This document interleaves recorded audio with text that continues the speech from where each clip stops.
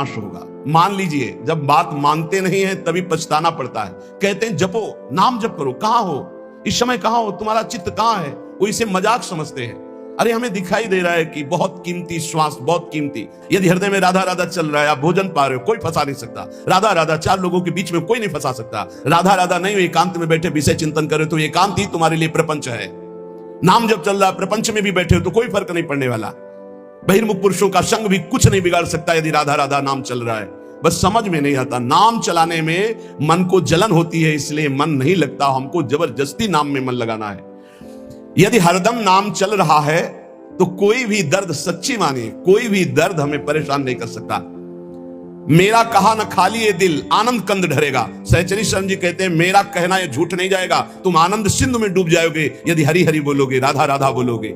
ऐसा नहीं जहां बीच कोई लंगर लोग लड़ेगा, ऐसा त्रिभुवन में कोई पैदा नहीं हुआ कि बाधा डाल सके जहां राधा स्मरण चल रहा है। सहचरी शरण शेरदा बच्चा क्यों गजराज डरेगा, गजराज से नहीं डरेगा। शेर का बच्चा है, शेर का बच्चा दहाड़ दे तो कदम गजराज भी पीछे ही डालता है।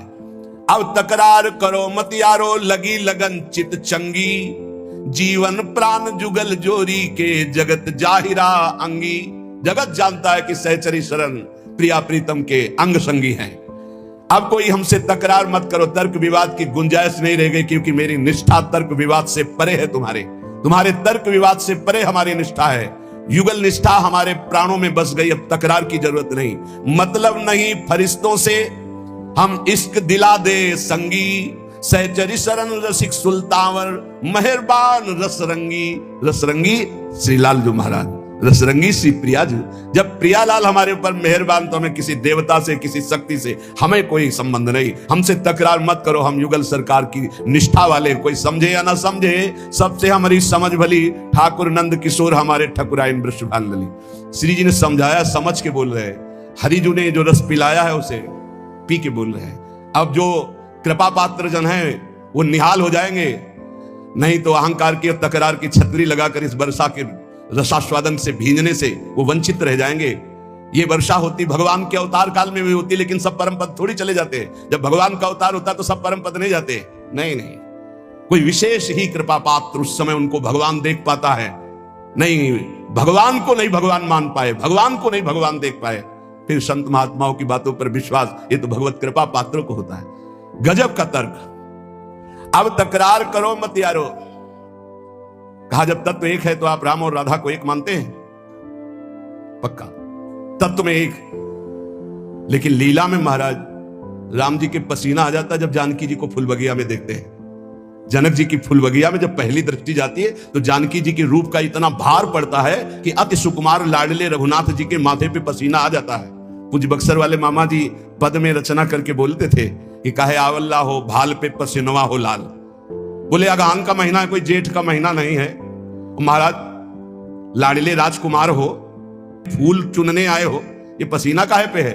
बोले हमारी बहन जी के रूप का प्रभाव। मामा जी कहते थे बक्सर वाले कि हमारी जानकी बहन के रूप का प्रभाव पड़ा, जीजा जी तुम्हारे होश खराब हो गए, माथे पे पसीना आ गए। ये तो बहुत मर्यादा पुरुषोत्तम की लीला है। और इधर कहीं मधुपुरी के इधर आ जाओ ब्रज में, अरे महाराज वेणुकरान्य पतिता स्खलितम शिखंडम भ्रष्टम च पीतवसनम ब्रजराज सुनो। बोले ऐसा कैसे हो गया? बोले यस्या कटाक्ष सर्पात विमूर्छितस्य ताम राधिकाम परिचरामि कदारसे। हम का तत्व में तो एक ही है, पर जब लीला में उतरेंगे महाराज तो हमारे यहाँ महावर रचना लालजू महाराज करते हैं। हमारे यहाँ चापत चरण मोहन लाल कुंवरी राधे पलंग पौड़। राधा तत्व को जानना बहुत बहुत, जब हरिजू कृपा करे तब राधा नाम में प्रीति हो, जब राधाजू कृपा करे तब तत्व का परिचय स्वयं जाने जे देव जनाई। जिसे किशोरी जो परिचय देना चाहती है उसे अपनी सहचरी का सानिध्य प्रदान कर देती है। तो उसी सहचरी शरण जी महाराज कह रहे हैं अब तकरार करो मत यारो, लगी लगन चित चंगी। चंगी लगन लगी है, तुम्हारे तकरार से कोई फर्क नहीं पड़ने वाला। जीवन प्राण जुगल जोरी के जगत जाहिरा अंगी। जगत जानता है कि सहचरी शरण प्रियालाल की आसक्ति से युक्त है। मतलब नहीं फरिश्तों से हम इश्क दिला दे संगी। हमने अपना दिल दे दिया, प्यार कर बैठे। किससे? बोले श्यामा श्याम से।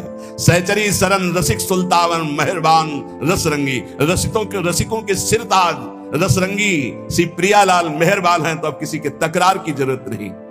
कुंज बिहारी लाल मजे जन कीजिए। लोग कहते हैं चलो मौज लेते हैं, मस्ती लेते हैं। नरक में मौज लेते हैं, नरक में मौज।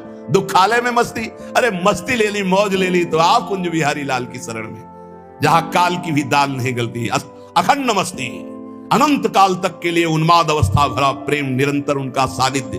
भवभय भंजन भीर सुदारू दीजिए। दारू जानते किसे? मादक वस्तु को कहते हैं, आसों को कहते हैं। हे भवभंजन भीर हटाने वाले प्रभु, अपने नाम का खुमार दीजिए, अपने रूप का आसो पिला दीजिए, अपने लीला गुणगान का नशा दे दीजिए। आशा बसन व्यसन याते नहीं, रघुपति चरित होए तासु नहीं। आपके चरित्र सुनने का नशा, आपके नाम जपने का नशा, आपके लिए प्राण बलिदान करने का शौक उत्पन्न कर दीजिए। चरण कमल की सौह और नहीं ठौर है, सहचरी शरण गरीब करो किन गौर है। मुझ गरीब की तरफ देखो हे कुंज बिहारी लाल, मेरे लिए आपकी शरणागति के सिवा और कोई ठौर नहीं है। सरल स्वभाव, शील संतोषी, जीव दया चित चारी, काम क्रोध लोभाद विदा कर समुझ बूझी अवतारी। कह रहे कि सरल स्वभाव बनाओ अपना, छल कपट हटाओ, बहुत ही विनम्र, हृदय में संतोष धारण करने वाला, समस्त जीवों पर दया करने वाला और चित्त को निरंतर युगल सरकार से जोड़ने वाला। काम क्रोध लोभ पर विजय प्राप्त कर लेता है। ये काम क्रोध लोभ क्यों आक्रमण करते हैं? अहंकार के कारण। अहंकार अभी दैन्यता में बदल जाए तो आएंगे ही नहीं। ये दंड विभाग है। जब हम अहंकार करते हैं तभी काम को, नारद जी ने अहंकार किया, काम ने परास्त कर दिया। जहां कहीं कोई भी अहंकार करेगा तो यही आते हैं दंड विभाग, काम क्रोध लोभ मद मत्सर, ये आकर मिटिया मेट कर देते हैं। देहाभिमानी का नाश यही कर रहे हैं। सबसे दैन्य रहो, स्वभाव कपट रहित रखो, चित्त में सदैव अपने इष्ट का चिंतन रहे तो काम क्रोध लोभादि विदा हो जाते। विदा माने शांत हो जाते, चले जाते हैं। ज्ञान भक्ति वैराग्य विमलता दसधा पर अनुसारी, सहचर शरण राख उर सदगुण जिम सुबास फुलवारी। ज्ञान भक्ति वैराग्य विमल, विमल वैराग्य, दम्भ पाखंड रहित, नाटक नहीं वैराग्य का। राग रहित होना ही वैराग्य, ऊपर से कपड़ा उतार देना वैराग्य नहीं। कपड़ा उतार कर वैराग्य का नाटक किया जा सकता है, नाना प्रकार के वैराग्य के नाटक किए जा सकते हैं, लेकिन वैराग्य का मतलब है शरीर और शरीर के संबंधी भोग, नाना प्रकार के विषय व्यसन, शरीर संबंधी रिश्ते नाते, इनसे राग रहित हो जाना। कपड़ा चाहे पैंट शर्ट पहने हो, कोई फर्क नहीं पड़ता। आप सच्चे वैरागी माने जाओगे यदि देह राग रहित हो, भोग राग रहित हो, देश संबंधियों के राग से रहित हो तो आप वैरागी हो। और आप लंगोटी भी नहीं पहने और आपके अंदर शरीर का राग है, भोगों का राग है, मान की चाह, तो आप वैरागी नहीं हैं। तो विमल वैराग्य जो भगवत प्रेम में प्रतिष्ठित कर दे वही विमल वैराग्य। दसधा पर अनुसारी, नवधा है आत्मसमर्पण तक। श्रवणम कीर्तनम स्मरणम विष्णुपाद सेवनम अर्चनम वंदनम दास्यम सख्यात्म निवेदनम, ये नव। और फिर पाई रस भक्ति गूढ़ जुग जुग जग दुर्लभ भव इंद्रादि विधिम, ये दसधा है। रस भक्ति दसधा, सहचरी शरण जी कह रहे हैं ज्ञान भक्ति और विमल वैराग्य के द्वारा दसधा अर्थात प्रेम लक्षणा भक्ति प्राप्त करे तो उसके हृदय में जो फुलवारी प्रकट होती है उसी में प्रियालाल प्रकट होकर के खेलते हैं। जो सद्गुणों की फुलवारी, जो भाव की फुलवारी, धीरज धर्म विवेक क्षमाजुत भजन यजन दुखहारी, तज अनीति मन सेई संत जन मान दीनता भारी। धैर्यवान होना चाहिए, किसी भी दुख में विचलित नहीं होना चाहिए और अपना धर्म जो है उसे समझना चाहिए। किसी के भी प्रलोभन में आके धर्म नहीं त्यागना चाहिए। ये बहुत से ऐसे अज्ञानी लोग हैं कि अपने सनातन पद्धति को न जानने के कारण दूसरों के द्वारा दिए हुए प्रलोभनों में आकर अपने धर्म का त्याग कर देते। इनकी दुर्गति होगी। जो अपने पति को त्याग कर परपति की रति प्राप्त करने की कोशिश करे तो पति वंचक परपति रति करई रौ रौ नरक कल्प सत्परई। ऐसे ही अपने धर्म का त्याग करके जो दूसरे के धर्म को ग्रहण करने की कोशिश करता है उसका पतन हो जाता है। भले अपना धर्म अपने लिए दूसरों के सामने हमें लगे कि छोटा है तो अपना छोटा धर्म ही अपने लिए महान हो जाएगा। स्वधर्मो निधन श्रेय पर धर्मो भयावह। अगर कोई ये सिखा रहा है कि तुम्हारा धर्म छोटा, वो हमारे लिए महान है, पर अपने धर्म का त्याग नहीं। धर्म की स्थिति जब आपके हृदय में आ जाएगी तो धर्म आपको अनुभव करा देगा ज्ञान का, भक्ति का, वैराग्य का। धर्म साक्षात भगवान का स्वरूप है। धर्मो रक्षति रक्षिता। बहुत से लोग ऐसे प्रलोभनों में धर्म परिवर्तन कर देते हैं। काम के प्रलोभन में, धन के प्रलोभन में, सुख सुविधा के प्रलोभन में। हाँ, देखते सनातन पद्धति से बढ़कर कौन सी पद्धति है इसमें हाथ जोड़कर सर झुकाकर नमन किया जाता है, चरण स्पर्श किए जाते हैं और ये वटवृक्ष की तरह फैला हुआ है। सब इसी की शाखाएं हो सकती हैं। सत्य सनातन आकाश है, सत्य सनातन भूमि है, सत्य सनातन वायु है, सत्य सनातन जल है। ये हमारा सनातन ऐसे फैला हुआ है, इसको कोई समझ पाता है? छोटे छोटे बिंदुओं को देख रहे हो, सिंधु को नहीं देख रहे हो। अपने धर्म पर स्थित रहना चाहिए। धर्म पर अपने गले कटवा करके परम पद को प्राप्त हुए हैं। जब देखा विधर्मी आ रहा है हमारे धर्म से हमको भ्रष्ट करने के लिए, तो अपने हाथ से अपना गला काट लिया, तू छू भी नहीं पाएगा। यह है हमारे धर्म का स्वरूप। शरीर को नष्ट कर दिया गया पर धर्म नहीं छोड़ा। हाँ, जरा सा लोभ के लिए धर्म का त्याग कर रहे हो, काम के लोभ के लिए, काम के लोभ के लिए धर्म परिवर्तन, धन के लोभ के लिए धर्म परिवर्तन कर रहे हैं। थोड़ी सी भोग सामग्री दे दी, धर्म परिवर्तन कर रहे हैं। धिक्कार है तुम्हारे जीवन को, तुम्हारी बुद्धि को, जो धर्म के लिए प्राण त्यागना नहीं आया। सनातन धर्म को समझ, सब धर्म इसी की छाया में है। आप क्या समझते हो? सनातन कोई और, सनातन ब्रह्म है, सनातन हरि है, सनातन परमात्मा है, सनातन आकाश की तरफ फैला हुआ है, सनातन के नीचे ही सब है। बीच में जैसे एक बहुत बड़ा घर है और उसके 10 लड़के हैं और 10 लड़के अपने अपने कमरे दे दिए गए। अब वो अपने अपने कमरों में अपना अपना, लेकिन घर का मालिक तो एक ही है। बेटे थे तुम उसी के हो, आंगन में आके खड़े हो तो सब एक ही के हैं।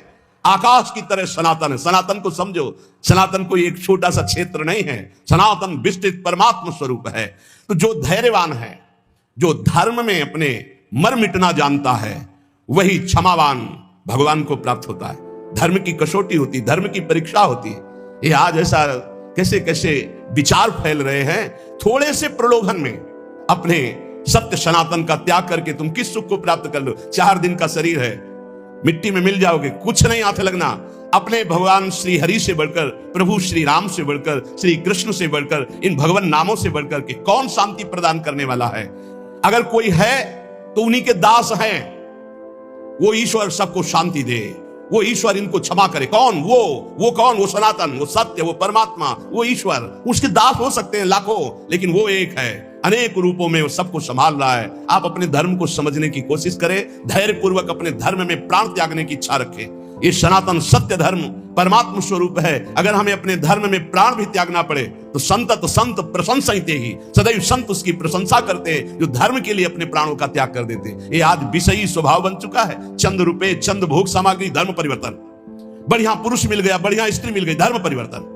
कोई परिवर्तन की उसमें जो हानि है उसको समझ ही नहीं रहे हैं। भगवान ने कृपा करके हमको जहां प्रकट किया है वो हमें उस धर्म की रक्षा करते हुए चलना। ये कलिकाल ऐसा मलायतन, ऐसा बुद्धि को भ्रष्ट कर रहा है कि धर्म को समझना ही अब कठिन हो गया है। ये सब बातें पुरानी समझी जाती है। इसलिए बहुत सावधान। अपने धर्म में प्राण त्यागने पर भगवान की प्राप्ति होती है। यदि हम अपने धर्म में निष्ठावान है, देखो कैसे कैसे महापुरुष है। विधर्मी कह रहा है इस धर्म को स्वीकार कर, थूक दिया मुंह पे है। तू क्या समझता है? राम राम राम, सीधे चौराहे पे खड़े करके आरा चलाया जा रहा है, राम राम राम। भगवान को प्राप्त हो, ये मरना तो है। एक बार धर्म के लिए मर के देखते हैं, एक बार अपने इष्ट के लिए मर के देखते हैं। मरना तो है, सब मर रहे हैं, कीड़े मकुड़े की तरह मर रहे, कौन जान रहा है? आज उनकी गाथा गाई जाती है जो धर्म के लिए प्राण त्यागते हैं। धीरज धर्म, जो धैर्यवान है, धर्म को धारण करता है, उसके अंदर उत्तम विवेक जागृत होता है। वही विवेक की इस माया समुद्र से पार होता है। उसी को भगवत प्रेमी महात्माओं का सानिध्य मिलता है और वही दैन्यता धारण करके भगवान के प्रेम रस को प्राप्त करता है। इसलिए सदैव अपने इष्ट के चिंतन में एक भी क्षण अपने इष्ट का विस्मरण न हो तो बुद्धि शुद्ध रहेगी, फिर धर्म को धारण कर लोगे। कैसे कैसे महापुरुष हुए हैं, धर्म के लिए कितना कष्ट सहा है। यहां जरा भी कष्ट नहीं है, पर अपने प्रलोभन प्रवृत्ति ऐसी बढ़ गई कि दूसरा कोई जरा सा भी हमारे अंदर सुख की वृत्ति उपजा दे तो हम छोड़ दें, अपने धर्म को छोड़ दें, अपने भगवान को छोड़ दें, अपने इष्ट मार्ग को छोड़ दें।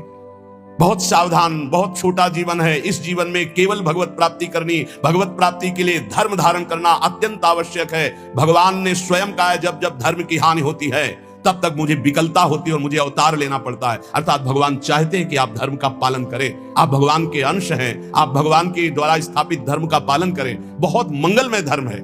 जब हमारे धर्म का परिचय बाहर के देशों को पता चला तो देखो कितने देशों में भगवान नाम जप होता है। हमारे देश के जो ऋषि मुनि हैं, भक्तजन हैं, बाहर जा जा करके जब अपने धर्म का परिचय बताते, कहीं भी मोक्ष की बात नहीं, कहीं भी जीवन मुक्तता की बात नहीं, कहीं प्रेम की ऊंचाइयों की बात नहीं, बस वही स्वर्ग नर्क की बातें हैं, वही स्वर्ग नर्क की बातें, वही संसारिकता, वही मांस मदिरा, वही संसार के भोग, और उसी को धर्म माना जाता है।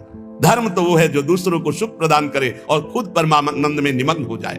पूज्य श्री भाई जी हनुमान प्रसाद पोद्दार जी कहते हैं, चित्त की वृत्ति का संस्कार जब मिट जाए और एक एक वृत्ति प्रभु में लग जाए, तब संतोषजनक स्थिति आ गई है। मान लो अब चिंता करने की जरूरत नहीं। चित्त की एक एक वृत्ति जो भोगों के संस्कार से युक्त है वो मिट जाए और हमारे हृदय में इष्ट का चिंतन सतत चलने लगे, तो बोले अब संतोषजनक स्थिति आ गई। इस स्थिति में ये सब नष्ट हो जाता है। लज्जा, घृणा, कुल, सील, मान, देह भाव, घर का अभिमान, भोगों की लालसा और यहां तक कि मोक्ष की चाह, ये सब हट जाती है। फिर सुनो, चित्त की वृत्ति का एक एक जो प्रवाह भोगों की तरफ है उसका संस्कार मिट गया भजन के बल से, और हमारा स्वाभाविक भजन हृदय में चल रहा है। अब ये संतोषजनक स्थिति है। अब भ्रष्ट नहीं होंगे। जब निरंतर बिना प्रयास के भजन चलने लगे, उठते बैठते चलते फिरते खाते पीते सोते, जैसे हम अभी भजन करने का प्रयास करते तो हमारी वृत्तियां भोगों में जाती हैं। भजन के बल से जब वो प्रवाह मिट जाए और स्वाभाविक वृत्तियां भजन में जाने लगे, तो बोले ये संतोषजनक स्थिति है। अब आप पतित नहीं होंगे, अब आप भ्रष्ट नहीं होंगे, अब आपके ऊपर माया अपना प्रभाव नहीं दिखा सकती। तो ये चीजें नष्ट हो जाती हैं। ये जितनी बातें हैं, ये अगर ये नष्ट नहीं हुई तो अभी आपका निरंतर भजन नहीं चल रहा, अभी संतोषजनक स्थिति नहीं है। क्या? लज्जा, तिलक लगाएंगे, कंठी बांधेंगे, लोग क्या कहेंगे? शर्म करने की ये बात है। लोग यही तो कहेंगे कि बड़ा भगवान का भगत बनता है। ये कोई बुरी बात थोड़ी, ये तो मेरा सम्मान है। इतने बड़े भगवान के दासत्व से युक्त मुझे भक्त कहा गया, ये कोई निंदा की बात है? बोले नहीं, लोग कहते हैं कि अरे तो बड़े भगवान के भगत बनते हैं, देखो तिलक लगाए, कंठी लगाए, तो ये निंदा की बात है? कितनी बुद्धि खराब है तुम्हारी। अगर आप तिलक लगाए हैं, कंठी बांधे हैं, तो ये कोई निंदा की बात है? अरे तो सौभाग्य का विषय है। अगर प्राणों पे भी आ जाए तो कंठी तिलक बंधा हुआ हमें भगवान की प्राप्ति होगी। कंठी तिलक अगर हमारे गले में बंधा हुआ तो हमें चिंता नहीं करनी। हमें अपने, यही तो बात रह गई है, जरा से चंद रुपए के लिए हम कंठी तोड़ के फेंक देंगे, क्योंकि वो ऑफिस में नहीं जाने देंगे। हे परमात्मा की ऑफिस में जाने के लिए हम तैयारी की, क्यों नहीं जाने? सोने की जंजीर पहनने के लिए रोक है क्या? तो तुलसी की कंठी पहनने के लिए क्यों रोक है? यही समझना है हमको। हम अपनी निष्ठाओं से गिरते चले जा रहे हैं, पतित होते चले जा रहे हैं। अकबर ने कहा था, हरिराम व्यास जी के प्रिय शिष्य मधुकर शाह जी और बहुत से राजा बेटे सब तिलक कंठी धारण के, कल कोई भी तिलक लगा के आएगा, गरम लोहे के गोले से उसका मस्तक दाग दिया जाएगा। फरमान जारी कर दिया। तो जो कमजोर हृदय के थे उन्होंने कहा, अरे भाई तिलक नहीं लगाएंगे, जय दिन तक ये बादशाह है, दरबार में बिना तिलक के चले जाएंगे, कौन प्राण दे? कोई बहुत जो भावुक थे उन्होंने कहा, भाई हम सूखी रज लगा लेंगे, दिखाई नहीं देगा, तो बात भी बन जाएगी कि गुरु आज्ञा का भी पूर्ति हो जाएगी और बादशाह का भी फरमान जो है उससे बच जाएंगे हम। मधुकर शाह जी ने सोचा, ये अखिल कोटि ब्रह्मांडों के बादशाह की दासत्व का तिलक है, गुरु जी ने दिया है, और एक मुल्क का बादशाह यदि हुक्म करता है मैं इसे मिटा दूं तो फायदा क्या होगा? ये निष्ठा रखो, निष्ठा, इसका बहुत बड़ा महत्व है, बड़ी निष्ठा में सामर्थ्य है। उन्होंने कहा, आज मैं अपने प्राण त्यागूंगा गुरु जी की आज्ञा के लिए, तिलक लगा के जाऊंगा, और वो बादशाह ऐसा करेगा, कर सकता है, लेकिन जब तक भुजाओं में ताकत है मैं मारूंगा, और जब मैं हार जाऊंगा तो मुझे मार देगा, लेकिन मैं अपने गुरु और बादशाह ईश्वर के तिलक को नहीं मिटा सकता। ये हमारे अखिल कोटि ब्रह्मांडों के बादशाह ईश्वर का तिलक दासत्व का है। वैसे तो अंगरखी पहन के जाते थे, अंगरखी उतार करके खुला छाती, 12 तिलक बड़े बड़े, लंबी तलवार खींच कर गए। बादशाह ने देखा, कहा मधुकर शाह तुम हमारे फरमान को नहीं सुना, खींची तलवारों का, आपका फरमान सुना लेकिन मेरी निष्ठा को आपने नहीं सुना। ये गुरु प्रदत्त तिलक कंठी है, देखते हैं किसकी भुजाओं में ताकत है कि जीवित हमारे इसको मिटा दे। तुरंत पलट गया अकबर, तुरंत कहा, वाह वाह वाह वाह मधुकर साहब, वाह, सच्चे तिलक तो तुम ही हो। बोलो मैं प्रसन्न हूं, क्या करूं? बोले ब्रजमंडल में किसी भी तरह का शिकार और हिंसा और किसी के ऊपर कंठी तिलक बांधने का कोई भी विरोध न किया जाए, तत्काल पाए सिंह के समान। भगवान का दासत्व का तिलक, भगवान के दासत्व का भाव, बड़ा कलयुग का प्रभाव चल रहा है। शराब की बोतल मेज में ऑफिस में खोल के पियो, कोई मना नहीं करेगा, लेकिन भगवान की अगर गीता पढ़ने लगो तो तुम्हें डर लगेगा। कंठी बांधे हो, तिलक बांधे हो, लज्जा, संतोषजनक भक्ति तभी आई जब लज्जा ना रह जाए। हम हरि नाम कीर्तन करें, हम राधा बोल रहे, भगवान नाम बोल रहे, गंदी गंदी बातें प्रपंच की बोले, कोई लज्जा नहीं। भगवान की बात बोलने में लज्जा लगेगी। कैसे कैसे लोग हैं, चाहे जैसे तुम जो कुछ पहन के जाओ, चाहे जैसे आप सज धज के जाओ, कोई नहीं बोलेगा, लेकिन तिलक लगा लेंगे तो लज्जा लगेगी, कंठी बांधेंगे लज्जा लगेगी, माला जप करने के लिए अगर हम काउंटर लिए तो लज्जा लगेगी। यही भगवान की विचित्र माया है जो हमारी दुर्गति कराती है। इसलिए पहला है लज्जा। भक्ति में न लाज तीन लोकन की, तीन लोगों की लाज नहीं, यहां मृत्यु लोक की तो बात जाने दो, नहीं लाज करनी चाहिए, ठसक से लगाओ रज, जो होगा मंगल होगा। भगवत मार्ग के पथिक है, सब जगह से हटा दिए जाएंगे तो ऐसी जगह खुल जाएगी जहां मंगल हो जाएगा। कानपुर जिले में नरवल है, बहुत गरीब ब्राह्मण थे, अपनी निष्ठा से रहते थे, प्रसिद्ध थे वो निष्ठा से। आज अष्ट धातु का मुरली मनोहर जी का मंदिर बना है अंदर, और बड़ा विशाल बाहर जो अन्य उससे अष्ट धातु का मंदिर, अष्ट धातु के ठाकुर, और ऐसे कीर्तन सब चलता रहता। उन्हीं के घर में खुदाई में न जाने कहां से कितना धन निकला, सब वैभव ही वैभव। जैसे पीली मिट्टी ऐसे सोने की खाने हैं इस पृथ्वी पे, सोने की, चांदी की, रत्नों की, हीरा जवाहरात की, उसके भरोसे रहो। धनी हो जाना कोई बड़ी बात है क्या? जब सब रास्ते बंद हो जाते तो एक रास्ता खुला होता है परम धनी का, पर वो रास्ता पता नहीं होता, इसलिए सब परेशान होते हैं। अगर उस महाधनी का रास्ता मिल जाए तो तुम निहाल हो जाओगे, निहाल हो जाओगे। बड़ी अलौकिक उसकी, बड़ी अलौकिक उसकी रीति है देने की, बड़ी अलौकिक रीति है। उसे गांव में कहते हैं, गांव की भाषा में, देता है तो छप्पर फाड़ के देता, ले कहते हैं ना, जब ऊपर वाला देता है तो छप्पर फाड़ के देता, ऐसे कुछ देता है, पक्का समझ लो। लज्जा मत करो कि हमारी ये, अगर ये तिलक कंठी और ये सब, और अगर हम ये लगाएंगे तो फिर क्या होगा। वो बादशाह देख रहा है अनंत ब्रह्मांडों का। अरे इतना तो कितना सुंदर लगता है जब भगवान का तिलक लगा करके कोई नाम जप करते दिखाई दे, लगता है इसकी चरण रज माथे पे रख ले, वो पावन दिखाई देता है। भगवान का तिलक नहीं है, दुनिया के और भव बनवाए घूम रहे हो, तो इससे कोई सुंदरता है क्या तुम्हारी? इससे सुंदरता नहीं।